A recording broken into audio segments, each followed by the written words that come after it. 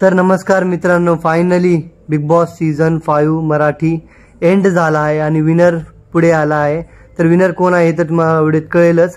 त्याच्या आधी channel subscribe करा आणि व्हिडिओला लाईक करा। तर मित्रांनो, पहिल्यांदा टॉप 5 तुम्हाला सांगतो मी क्रमांकानं की 5व्या नंबरला जे बाहेर गेले त्यांचं नाव अंकिता आहे आणि 4थ्या नंबरवर जे बाहेर गेले त्यांचं नाव धनंजय आणि टॉप 3 मधले सांगितला गेल्यावर 3 नंबरवर होती निक्की।